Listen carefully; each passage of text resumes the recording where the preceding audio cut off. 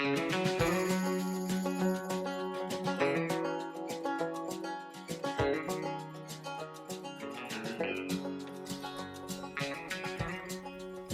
to the Simmons Sporting Goods All Things Hunting Podcast, brought to you by Browning Firearms, the best there is, Realtree Outdoors, Swarovski Optic, Browning Ammo, and Banded Waders.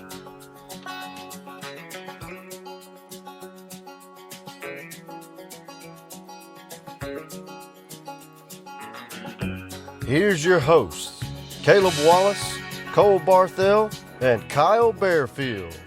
Welcome back to the Simmons Sporting Goods All Things Hunting Podcast. Me and Cole got a couple special guests here, Mr. David Blanton from Realtree, and again our boss Jeff Simmons and the big chief. Yeah, they were down there earlier talking about telling stories on each other, and I got one better than you, and then they decided they wouldn't tell stories on each other. They just tell stories on Bill Jordan instead. We actually might tell stories on you and Cole. That's right. okay. Yeah. That's okay. That'll be all right. We'll make sure Bill listens to this one. Yeah. We can do that.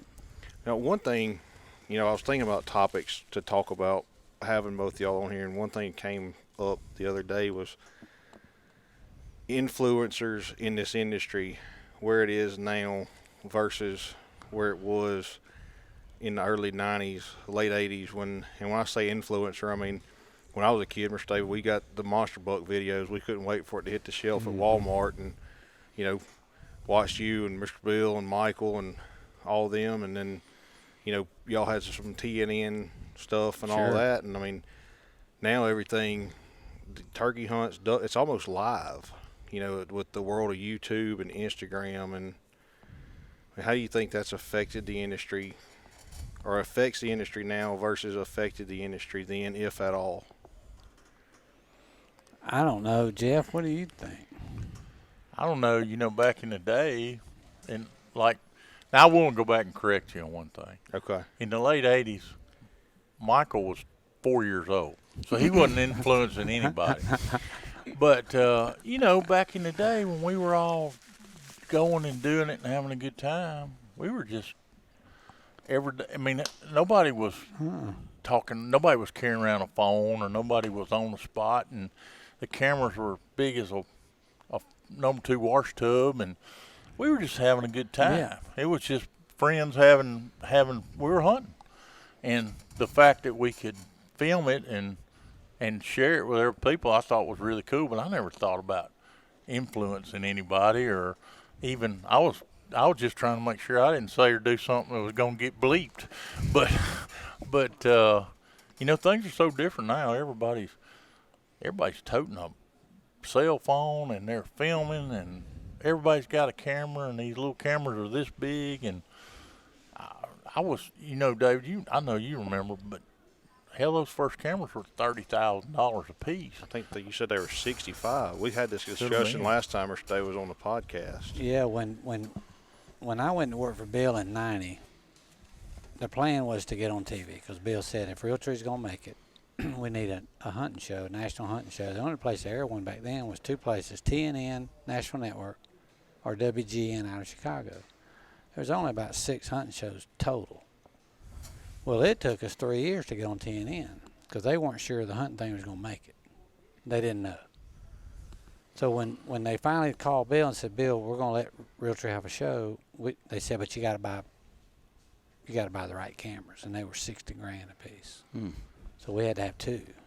I was more worried about dropping one than I was anything else, because we were going to be banished right off the get-go. Yes, and so we spent all that money. Now these phones here, they take better video than those cameras. That is crazy.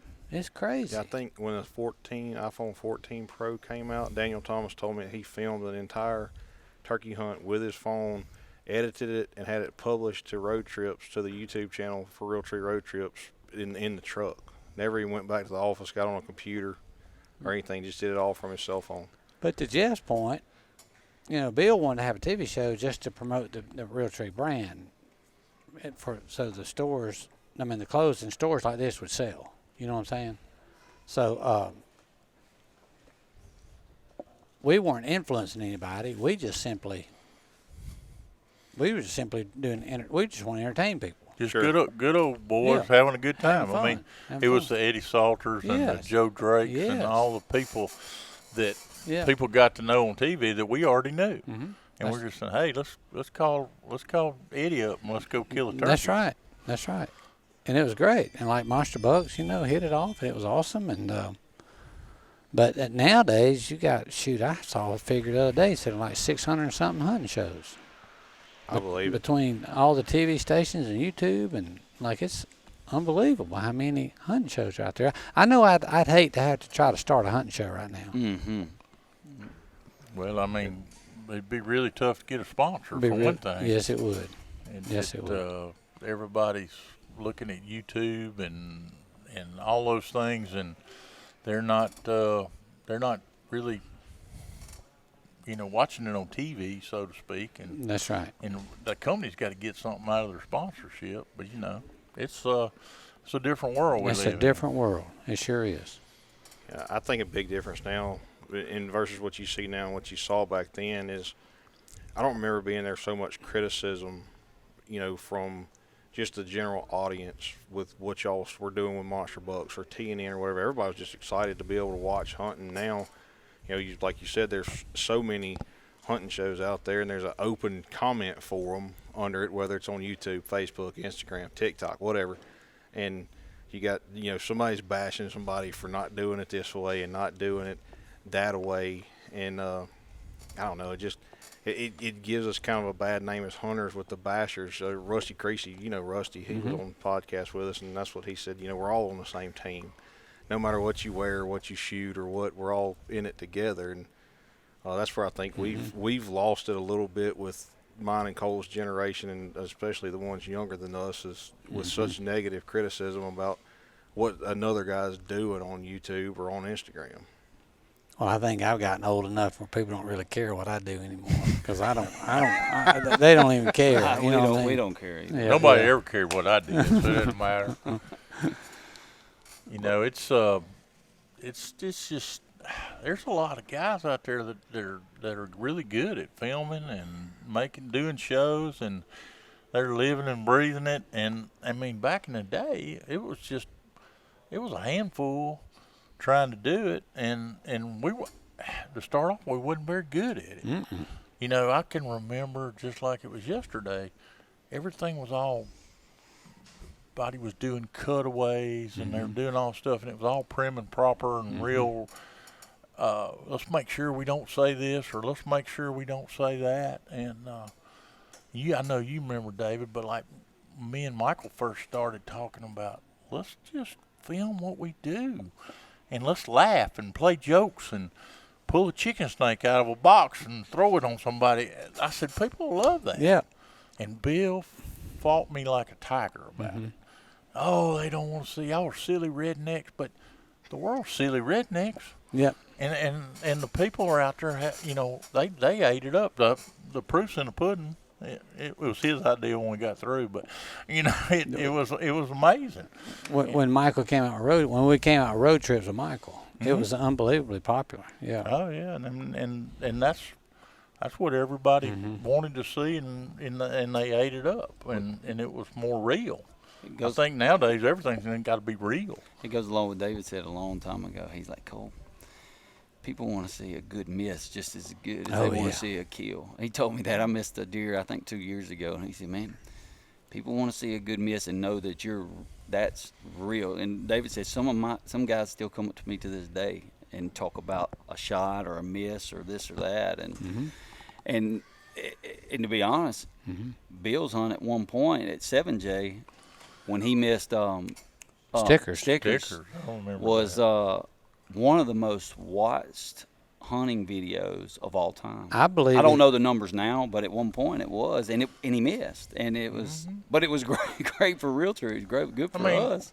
Nobody's perfect. The real deal is the real deal, and that's what people want to see. Yeah, they want to see you cold or wet or tired or laughing or having a good time, or saying I had enough of this. It's cold and I'm going back to the camp. I love them. I mean, I'm with you, the realness of it. But David said that a long time ago, just be yourself, and I love watching what I mean. You know, you're talking about misses. One, it sticks in my mind. One of those, and we talked about it last time about, you know, the things we've done and the hunts that stick in your mind. But I remember one time we were in Texas, me and Michael, and I don't remember. It may have been Finch who was filming. But anyway, Michael wanted to kill one with a bow, and we called up 3 turkeys, and he was going to shoot first, and I was going to back him up with a shotgun. And he missed that turkey by about 15 feet at about 15 yards. And they went to running like every which way, and I shot 3 times into my gun. I ain't touched one either. And we both started laughing, and I said, "Boy, you ain't Fred Bear." He said, "You ain't Tom Knapp either." But that's those hunts that you remember. Yes. That's real. I mean, Yeah, 100%. But I tell you, the point you made now is there's so many people that are editing these shows that are incredible. I mean, they are so good. Mm-hmm. Unbelievable, the production value on some of these YouTube channels or shows that aren't on TV. It's unreal how entertaining they are and how well they're edited. Like, people are really, really good with these cameras now. They can build a story and tell a story, and those are fun to watch. And whether it doesn't matter who's doing it, man, competitor or not, it don't matter. They're just fun to watch. And when you see something you recognize quality like that, it's an art, man. It's tough, and not everybody can go out there and do that. And these guys that film all these different species, from waterfowl to big game to whitetail to, and then go tell a story with it. That's tough. They're not behind every. Those aren't behind every tree out there. That's a tough one. There's some really good ones out there. There's some really bad ones, too, to be honest about it. I see some that I want to hurry up and change the channel. But when you got 600 shows out there, you're going to have some good ones and bad ones. But the ones that are good are really good. Yes, I agree. You talk about people liking to see a miss or something funny or, you know, something like that. A lot of people listening know we went to the Delta Waterfowl Expo a couple weeks ago in Baton Rouge. Was our first time, Simmons Sporting Goods, having a booth, you know, at a trade show like that, and it was really, really good. But we had a big TV and we had a hype video. It was about a 3.5, 4 minute video that had some footage of the store and some hunting clips. All Kyle put it together for us, and it looked awesome. But the most watched, people would come by and see it, and they'd sit there and wait on it to loop and come back to watch the clip of Kyle throwing coal out of the duck boat, and they just loved it. And so when the coal flies out of the boat, you see Kyle just jump and reach, and everybody's like, "Well, I see you reaching and grabbing him." He said, "Oh, wouldn't worry about him. He's tough. I was reaching for that camera that was in his hand before it got wet." He sure didn't reach for me. He grabbed the camera and went to automatically start wiping the camera, and I'm off hanging off the side of the boat. But that video, that hype video, is on our YouTube channel. If y'all are listening to this and want to see Cole get thrown out, it's pretty entertaining. Until he put it together, I'd forgotten about that. Yeah. And then we hit a stump, and I flipped off the side of it. Really? Yeah. Everybody that came by our booth's like, "Have you seen him get thrown out of the boat yet?" And they're like, "No." Well, just wait and watch. It's coming up here in a minute. Like, it'd be a whole crowd to get. We should just did a loop of Cole, like slow-mo, back it up, just Cole getting thrown out of the boat. It was the hit of our booth at that show. Maybe we should just do a show of epic crashes and disasters. Hey, that's the only thing that ever went viral I did, so that's it right there. People love that. They love that. I mean, they really do. They do. But no, let's talk a little bit about, I know we'll get into some of David's past and some of the future coming up. You know, everybody always asks, this is a question I get, well, what is like David, Bill, Tyler, what do they like to hunt the most? And I said, well, it's not ducks for sure for any of those three. They don't. And me and Jeff, look, we duck hunt a lot together. Caleb too, all of us. But I can tell you this, just from hunting with David in different places, duck's not ever on his mind. No, I'm not a duck hunter. But mainly because I can't hit them. I mean, I cannot hit a duck or a dove or a quail. Cannot hit them. Never been able to. Of course, and in honesty, if you were going to learn how to duck hunt in Georgia, somebody'd have to draw you a picture of one because there ain't none there. So it's hard to hunt what ain't there. I can't hit them. I'm telling you, I may be the worst shotgun shot ever. Well, turkey hunting, you do pretty No, I mean flying. Flying. You talking about in there. Okay. Yeah, Gotcha. I can't. I'm telling you, I can't hit them. Well, at least you admit it. Some people would say they could, but Cole's got the same problem. I doubt it. I doubt it. He's right. If you had to drop them all and just hunt one species, what would it be? At this point in my life, it would be turkey. But I've been through the deer thing where for years that was my favorite. Then the elk, it was the favorite. Now, because I'm getting a little older, I just love turkey hunting now. But I also love turkey hunting now because I'm into, as Cole knows, I'm into trying to self-film my turkey hunt. Go out by myself, just a one-man crew, but with a tripod and camera and get really, really spectacular footage, which is hard to do. Very hard to do. Yeah. Really hard to And do. he gets really good footage. But I love that because of the challenge. But turkey hunting now, I'd have to say that would be my favorite. And I know that's your favorite. It has to be your favorite, isn't it? It is. We had this discussion a couple weeks ago. You know, I grew up hunting ducks, and we've always had good duck hunting. I mean, when I was 12 years old, I could walk out and kill ducks, and I love it. I still love it. When it's good, it just don't beat anything. But I got that bug. We didn't have turkeys till I was probably 17, and they started to show up, and we had them, and golly, it's a disease, and once you get it and you caught it, you don't ever lose it. I don't think. I remember, you know, when I started, I didn't have anybody to teach me really because nobody knew any more than I did. And I run them off from every direction, every bad move. I mean, I just had come to the conclusion I wasn't going to kill one. And I finally did it was an unlucky turkey I killed. And I started, you know, got a little, confidence is, it's a big deal. Oh, When yeah. you got Yeah. no confidence, Yeah. you ain't going to kill one. That's Yeah. just all it is to it. And I got a little confidence and started to kill a few.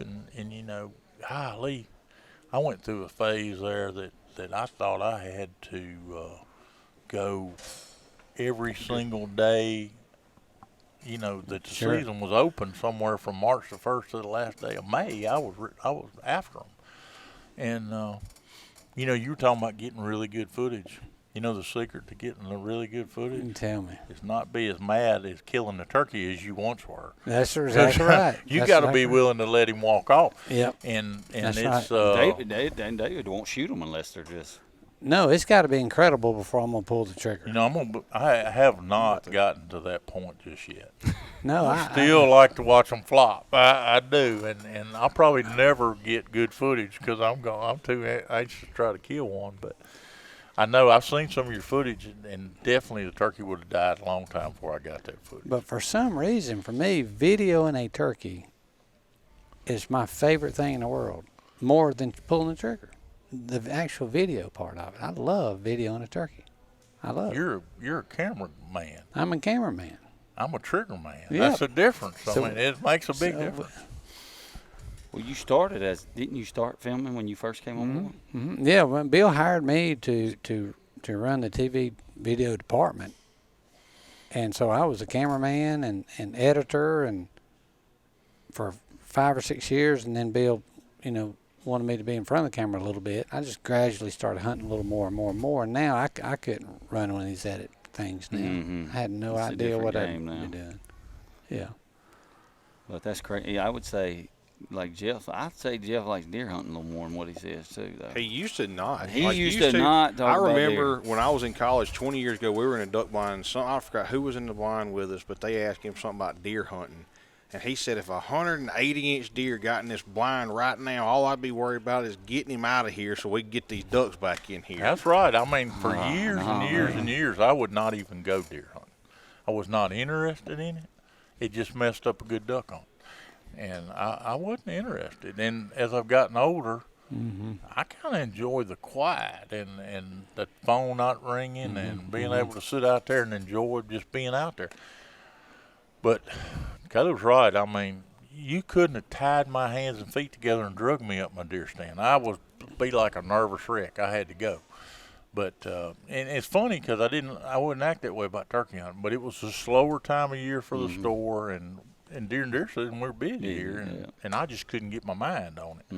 But I could go duck hunting in the morning, kill them ducks, and y'all been with me. It's hurry, hurry, hurry, hurry. Let's kill them. Let's get out of here. Hurry up and get there. Hurry up and get back. He'll get mad at me and Cole because we want to get a picture for the duck report or something like that. Let's go. We gotta go. We gotta get back. We gotta take one picture. 5 minutes. We take this picture when we go. But I really didn't get into the deer hunting until probably 30 years ago. I just all of a sudden I decided I'm gonna kill some big deer, and I have killed some, and I still enjoy it. I enjoy it a lot, but it ain't there with ducks or turkeys for sure. I will say he enjoys deer hunting unless you're not seeing any deer.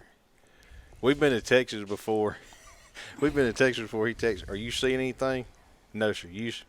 "Nope. Won't you come and get me? They ain't moving this evening." I'll be there in just a minute. I'm kind of that way about turkeys. If they ain't gobbling, I ain't got no use for them either. I just soon be hunting armadillo if they ain't gobbling.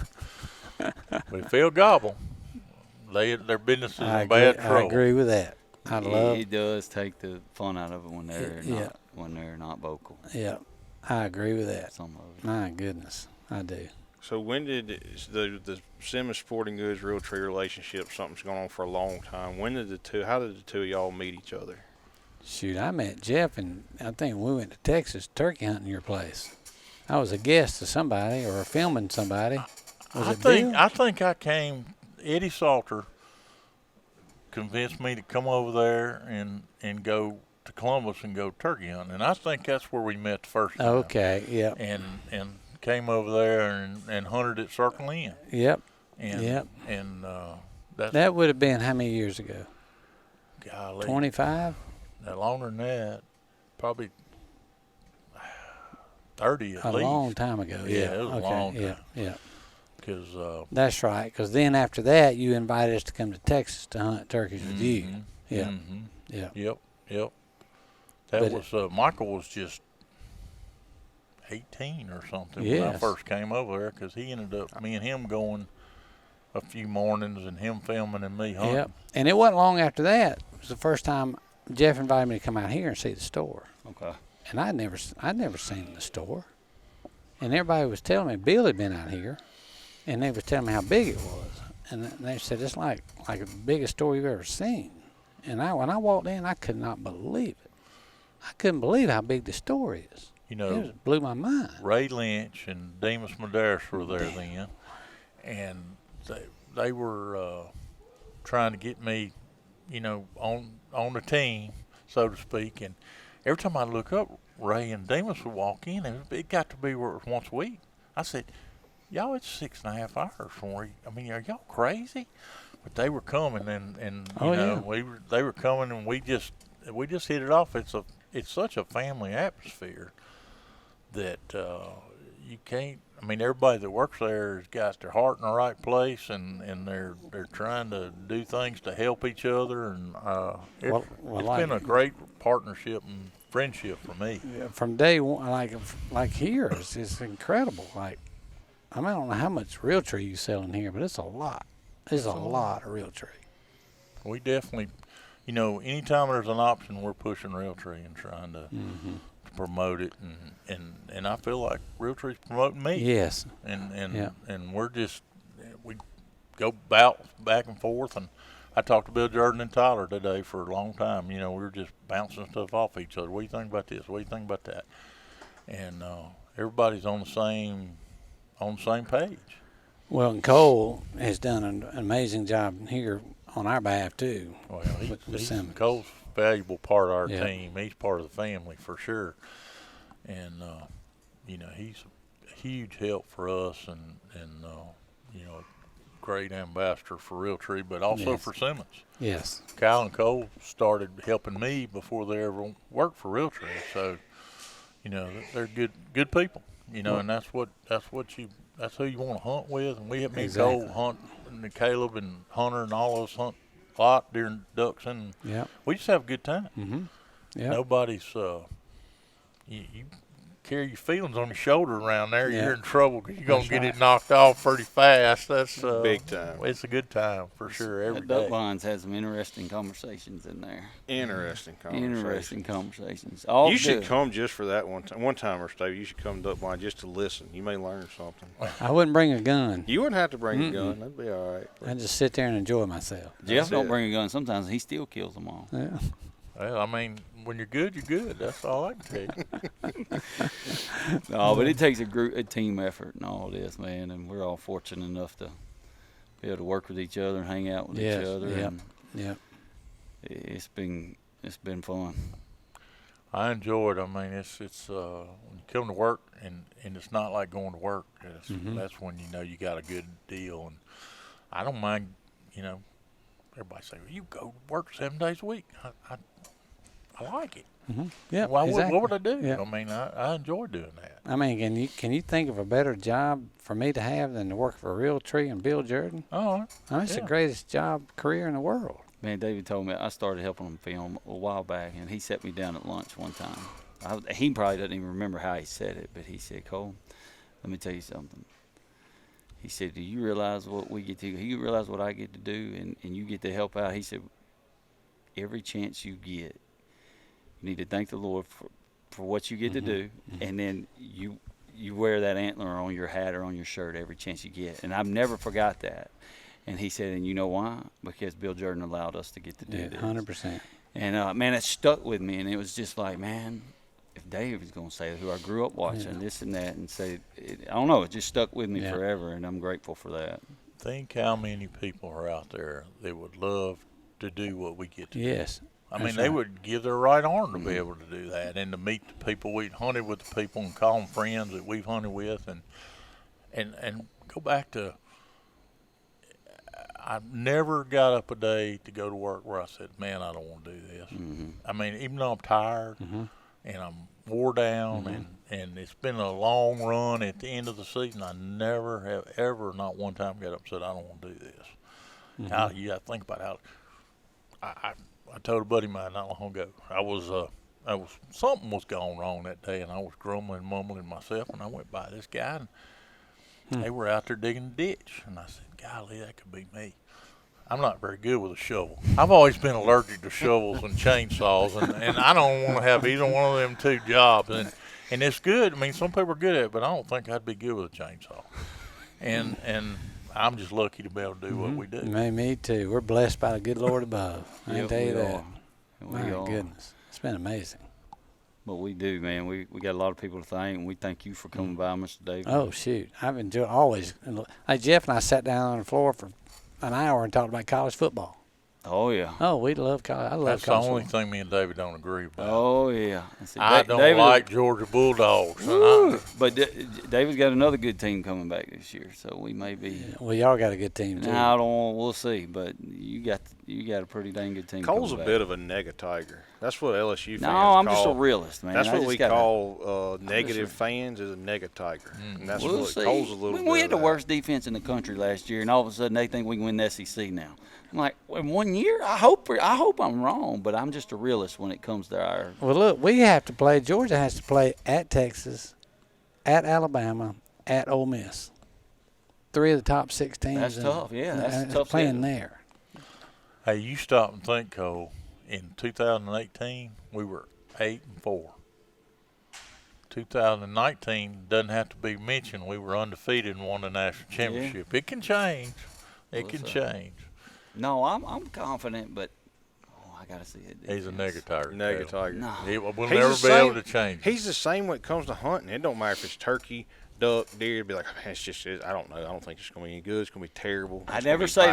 bad. It's gonna be- I never tell people it's going to be a slam dunk, and some people want to hear that. I I'm don't more know. of a realist Me when it too. comes to. I never tell I people. I'm don't never know. negative about the hunting. I'm just like, man, it We be may tough. kill a few, or yeah, you sit on that stand, you may see a deer. Yeah, I don't know. I just, But we decided, Jeff and I just decided, there will be no SEC team go undefeated this year.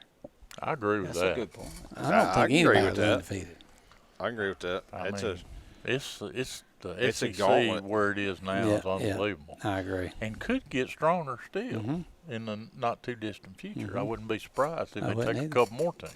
That's a brutal schedule for a lot of them this year. I But mean, it'll be fun. It'll be fun to watch. golly, you think about it. We're going to get to see UCLA, Alabama, Ole Miss, Oklahoma, all in Tiger Stadium.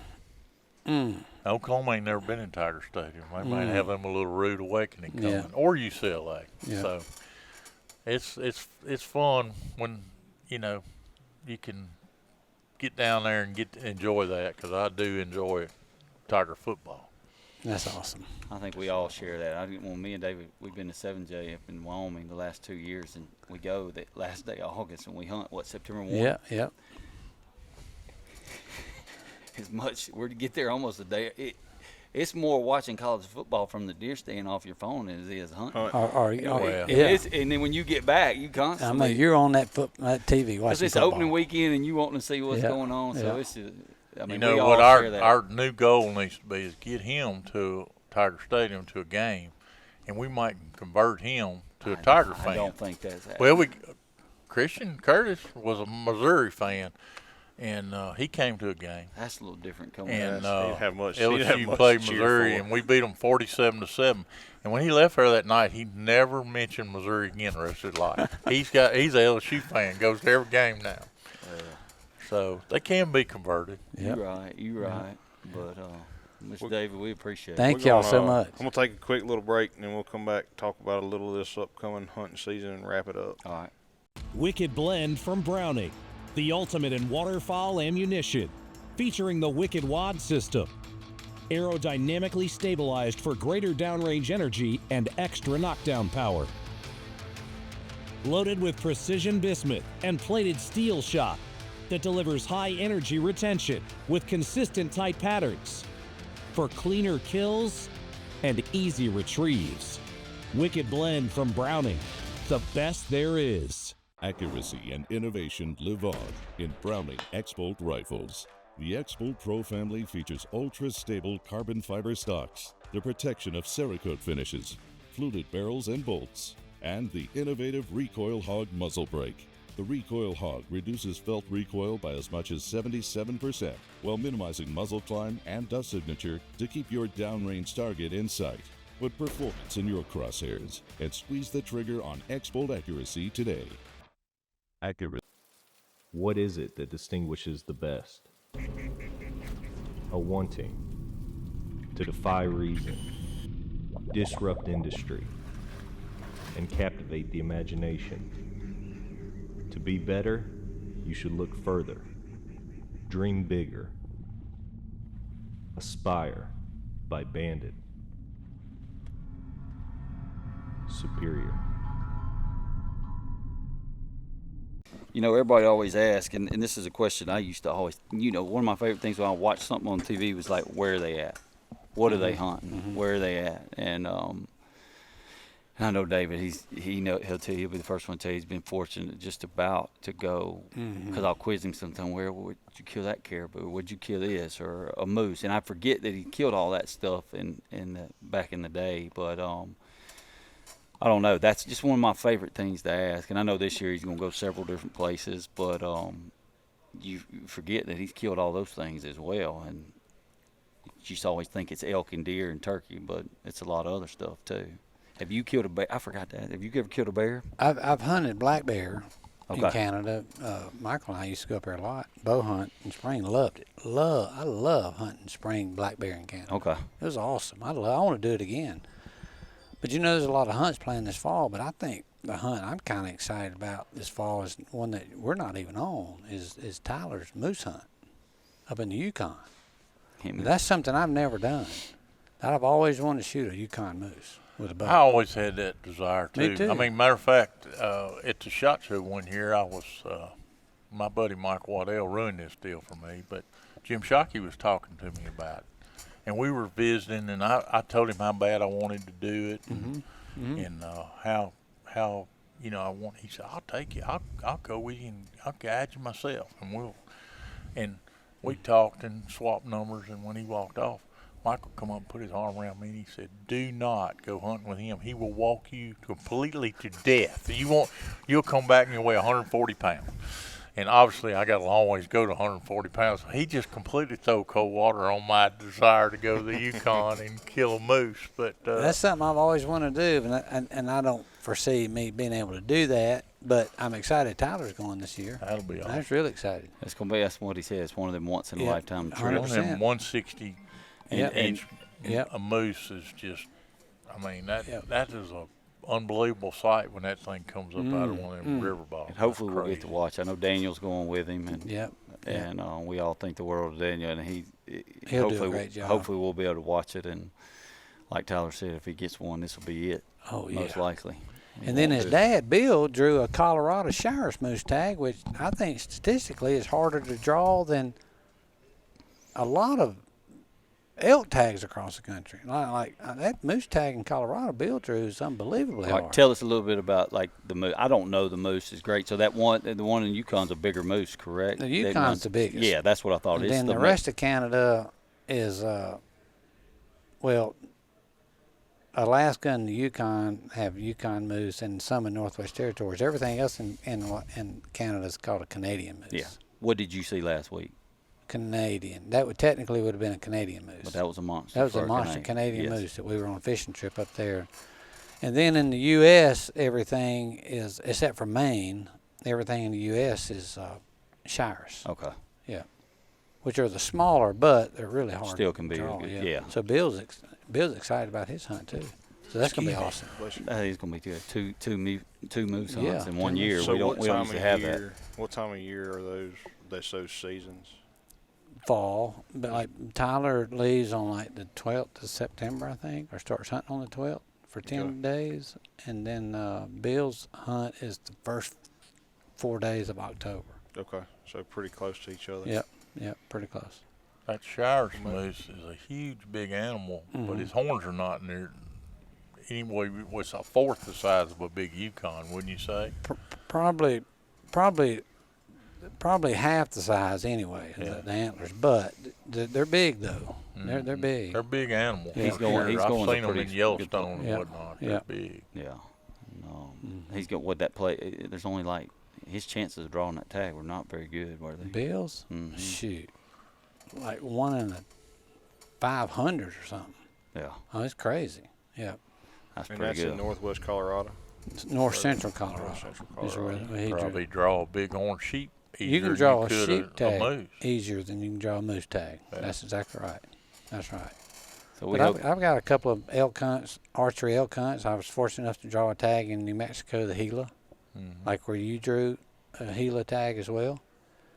And then really I'll do a Montana river bottom archery whitetail the middle of October, and then Kansas archery whitetail. And I'll probably go to South Texas to hunt with Bonnie and Mike McFerrin with Legends of the Fall again. Down there, I just love Texas. You know, It's a fun place to hunt for sure. Any species, turkey, deer, exotics. It's a fun place There's to no hunt. place like Texas. That's right. I mean, it's just not. The only thing that I don't like about Texas is rattlesnakes. I'm negative on rattlesnakes. I don't like them. I don't want to be around them. I don't want them around me. But That's right. Texas is a cool place. How's your Oklahoma deal looking? It's good. We've had a lot of moisture. Like I said, we just started running cameras about 2 weeks ago. And Have you gotten any pictures? Yeah, there's some, but nothing great. And like Kyle was up there the other day fixing a camera or two, and there's some ag fields that we're thankful we have moisture that he's seeing deer that we're not seeing on camera. So that's and we thought that was the case, but that's the case right now. Those deer up there, man, like the last 2 years we've been suffered with no summer crops and a drought. Last year was bad, and man, this year there's green everywhere, and then there's alfalfa up, and then there's milo sorghum up. So it's man, you putting out a little bit of corn here and there and running a camera, you're not getting you're not getting everything. That's right. So They probably ruined that place, so let me get in there with them. So it's a lead pipe cinch. I'm gonna kill the big deer. Are you in there now? Yeah. Oh, Jeff's in there? yep. Oh, yeah. I want the best place and the easiest place. He said he was just killing does though. He was gonna go. I ain't never killed a doe. There's an initiation period. You can only kill does first year. Well, I mean, it's been said a lot of places that I'm definitely a rule breaker. So That'll probably be the way that'll go too. At least I'll be in for 1 year, David. Yeah. I think you deserve to hunt the biggest deer up there. I think I do too. Yeah. I've No always doubt. felt that No way. doubt. Best duck mine, biggest deer. Most turkeys too. Yeah, Most that's right. turkeys I like too. the best turkey place.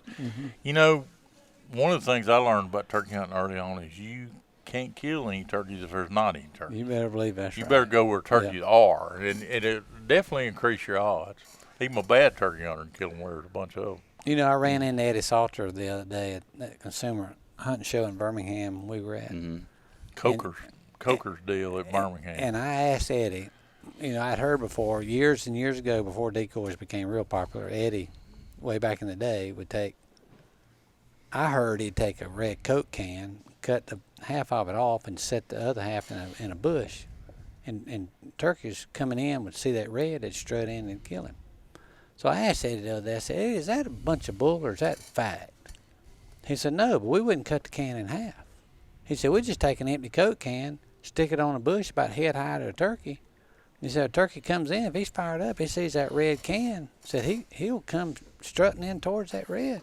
He said, we kill him. That's how we used to kill him. I thought that was interesting. He says that's a fact. I don't doubt it. Of course, I believe Eddie Salter could kill a turkey in a yellow raincoat if he wanted to. I mean, I have very little respect for anybody over my own ability, but I do have immense respect for him.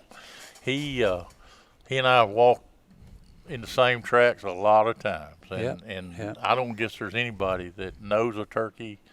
He knows. I mean, it's like he yips to them and they answer him. It's like me and you call them on the telephone and talk to them for a while. He already knows what they're thinking, where they're going, and if they're coming or not. I've seen him before, turkey be gobbling repeatedly, and he'd look at me and he'd say, that turkey ain't coming, let's go. And we'd walk off from a gobbling turkey. He said, he ain't coming. But I have not been very smart in my life, but I'm smart enough to listen to him when it comes to a turkey. Yeah. He's And good. me and him watched a bunch of them die. One thing he can't do, David, he can't shoot. He's the worst turkey shot in America. I probably watched him shoot at and miss 200 turkeys in my life. My. We're going to call him one He's one terrible. day now. Yeah, It was we really got tough in Missouri one year, and we were hunting and hunting and hunting. You know, had to quit hunting at 1 o'clock, and we were right down to like 15 minutes to 1, and we had 9,257,000 places, and I had pushed the truck out of a mud hole at least 5 times, and we hadn't even got on the turkey. Finally made a turkey gobble, and we run down there and get set up on the turkey, and he calls, and there 2 of them in there are running us over. And he'll tell you this is the truth.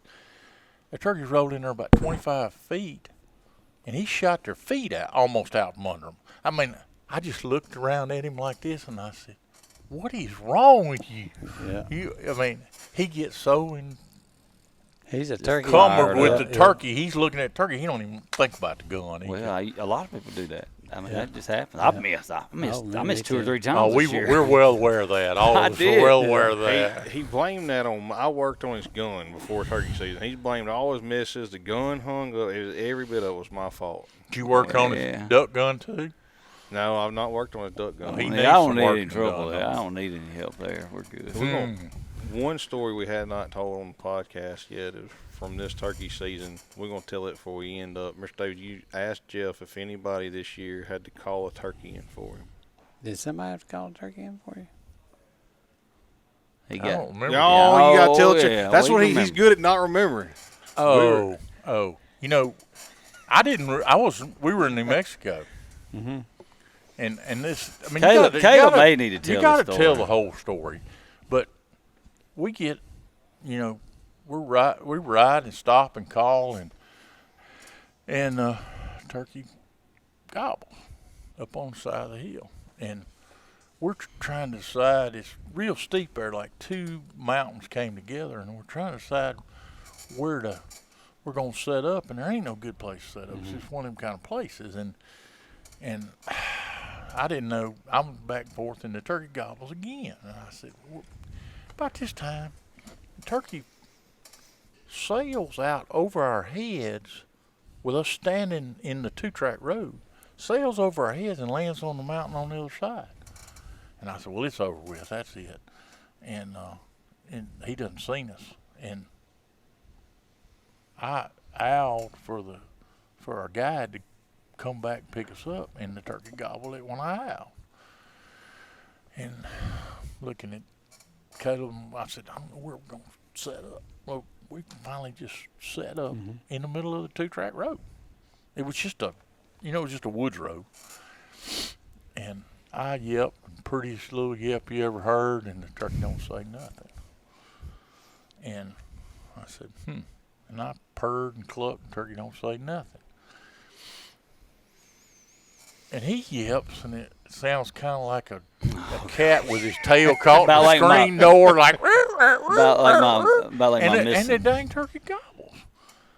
And I looked around at him, and I looked up that hill at that turkey, like, what is wrong with you?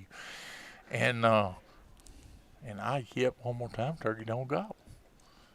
I looked at him, and I just did like this, and he called, and the turkey gobbled him. And in a minute here, that turkey come right down that hill. Big Caleb. And it came to me. My first thought was, just don't even shoot that turkey. He's so stupid. It's no sense in him shooting him. And then it came to me that the turkey was mentally impaired, and that he needed to be taken out of the flock because we would maybe entice a dumber turkey to come along, and so I killed him. But I've not heard the end of it. You know what? You're not going to get into that. James Thompson was hunting with me and Jeff. Well, he is all over film and everything. I told him, I said, dude, if for some reason Realtree ever uses that footage, don't delete it. I'll buy it. I want it. I got to have it. Well, he forgets about the four I called up for him, during the same trip. Oh. But that's supposed to happen. Me calling one for you is not. I mean, it's kind of like, when Doug Flutie invented the Hail Mary. It's kind of the same kind of deal, just with turkey hunting. That turkey had something wrong with him. I don't know what it was, but it was definitely something wrong with him. That's fun. You can go do the same thing. That's the fun part about it. You can do the same thing duck hunting too. Oh, yeah. Yeah, for sure. I don't know. Well, duck, deer, any of it. It's a lot of good times, and good times hopefully look forward to it's been fun. A whole lot more. Yeah. Mr. David, we appreciate you. having you, and we look thank forward so to doing much. it again. Yeah, I do it. Thank you for stopping by Bastrop, Mr. David. We appreciate it. Thank you, Jeff. Thank you, Thank y'all for listening. Cole, thank you. Wicked Blend from Browning, the ultimate in waterfowl ammunition, featuring the Wicked Wad system. Aerodynamically stabilized for greater downrange energy and extra knockdown power. Loaded with precision bismuth and plated steel shot that delivers high energy retention with consistent tight patterns for cleaner kills and easy retrieves. Wicked Blend from Browning, the best there is.